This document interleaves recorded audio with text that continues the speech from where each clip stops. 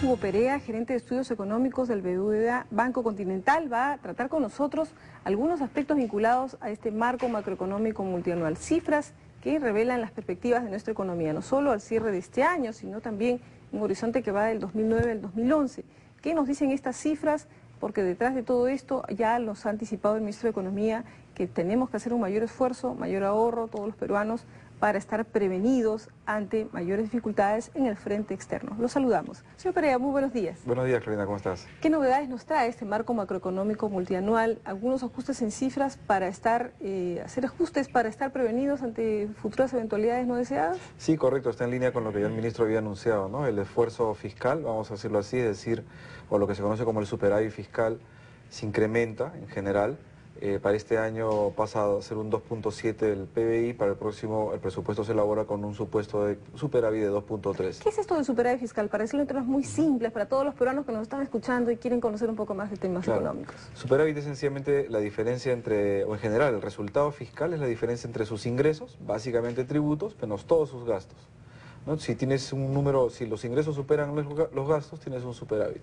Si los gastos superan los ingresos, tienes un déficit, que es lo que hay que financiar. Haciendo un símil con una familia, aquellos que tienen sus ingresos, sumados todos los ingresos de todos los integrantes, menos todos los gastos, lo que nos queda será o un ahorro. Correcto. O un desahorro. Así es, eso es, exactamente, eso es idéntico al presupuesto familiar, digamos, ¿no? Si lo trasladamos en esos términos muy simples, ¿no? Así es. Ahora bien, tenemos ya un cuadro para ver cómo estamos viendo el panorama externo, cómo lo está mirando el MEF y qué podemos entender de todo esto. Sí, yo creo que es una posición bastante consensual, en el sentido de que vemos que la crisis que se inicia en Estados Unidos sigue desplegándose. Ahora la zona euro sorprendió con un ajuste drástico desde el mes de julio, y eso ha cambiado un poco el sentimiento de los mercados, ¿no? Se hablaba mucho del desacople de las economías emergentes. O sea, ahí tenemos un crecimiento mundial. ¿Podemos regresar, por favor, al cuadro anterior? Tenemos un crecimiento, ahí está, efectivamente, un crecimiento de 3,7 mundial, 2008 alrededor, al 2009 alrededor de esa cifra, y tenemos además, esas son las cifras que se proyectaban en abril. Luego en julio han cambiado y tenemos un menor crecimiento para el 2009. Igualmente en las economías desarrolladas tenemos menor crecimiento proyectado. Igualmente Estados Unidos, que es la influencia que tenemos en los mercados, igualmente en la zona euro, como mencionaba. Comentarios, por favor, respecto a esta última columna. Exactamente, yo diría que básicamente el tema complicado podría ser en el 2009, ¿no? O sea, Estados Unidos ya sabíamos que venía con una debilidad bastante marcada. Lo que ha sorprendido sinceramente a los mercados desde el mes de julio es el ajuste algo más drástico en la zona euro, y liderado por las principales economías de esta zona, ¿no? Como son Alemania, Francia e Italia. Eso ha generado un poco de preocupación en los mercados. Hemos visto también una debilidad en los precios de los commodities, y seguramente eso nos podría impactar. En el marco macroeconómico se sugiere que el impacto vendría principalmente por un menor intercambio comercial con nuestros principales socios comerciales, ¿no? Y algo de eso ya también estamos viendo, ¿no? O sea, es decir, estas cifras que estamos planteando, mostrando, van a verse reflejadas en una menor balanza comercial.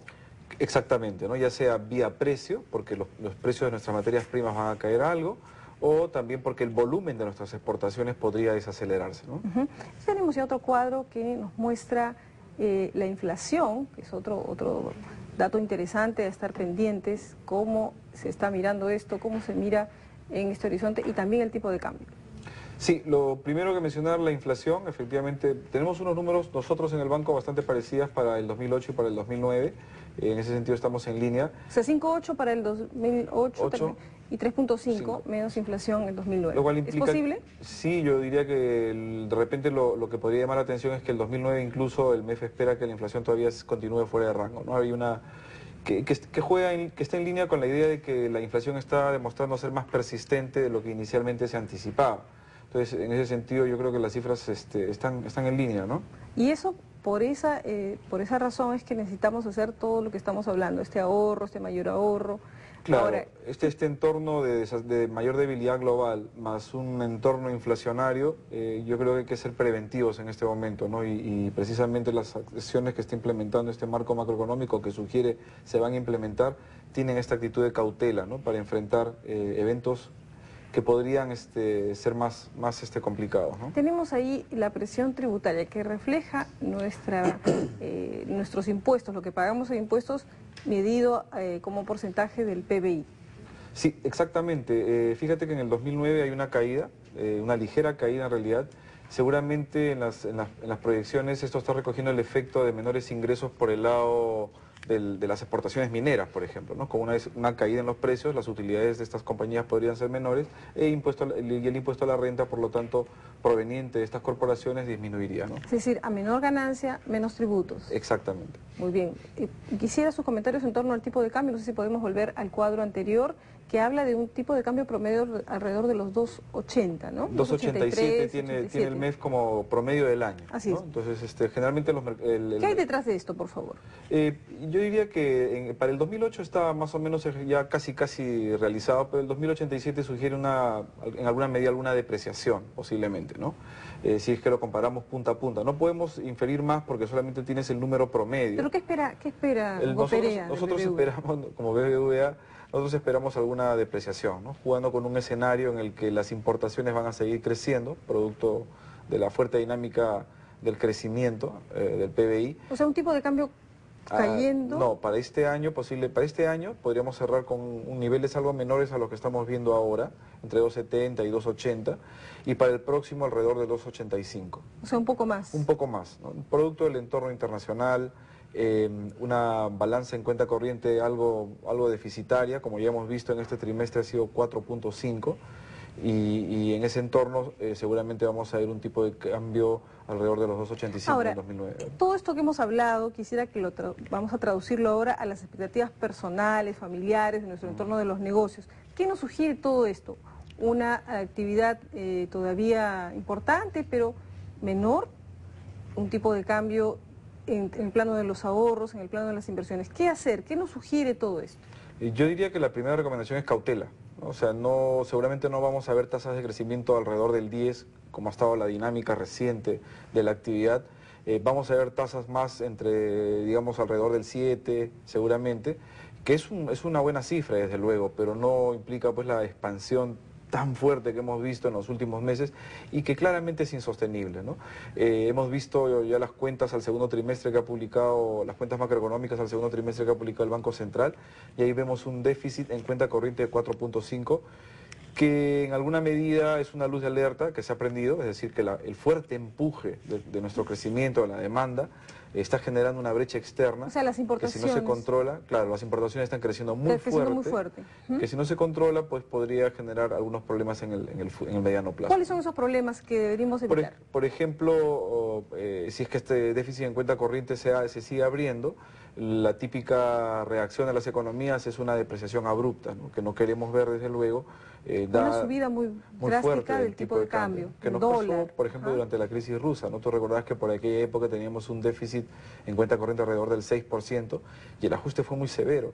En más o menos 12, 14 meses, el déficit pasó de 6 esos niveles a niveles del 2% del PBI. Entonces el ajuste fue muy fuerte y ¿vía qué? Vía tipo de cambio, ¿no? El tipo de cambio, como tú recordarás, se elevó sustancialmente y generó todos los problemas que después vimos por aquella época. Entonces, volviendo nuevamente al tema inicial, lo que se busca a través de estas cifras que están revelando que esta desaceleración de la economía, motivada a través de moderación del crédito, todo lo que ya sabemos, busca efectivamente atenuar estas posibilidades. No tener un mayor déficit en cuenta corriente para no tener una disparada en el precio del dólar, que no le haría bien a nadie, ¿no? Yo diría que básicamente es una actitud de cautela en un entorno internacional menos favorable, en un entorno en el que la inflación sigue siendo un problema. Entonces lo mejor es tener una política fiscal, una política monetaria que modere, que atenúe un poco esta fuerte expansión, ¿no? Y por eso también tenemos cifras de un mayor superávit fiscal que revelan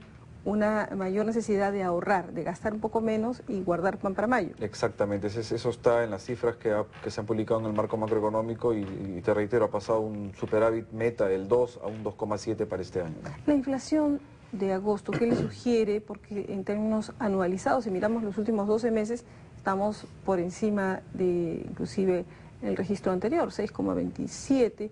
El jefe del INEI señala que esto es a raíz de la subida del precio del pollo, el sinceramiento, menor subsidio a los combustibles cuyo manejo era insostenible y que además no beneficiaba precisamente a los que menos tienen.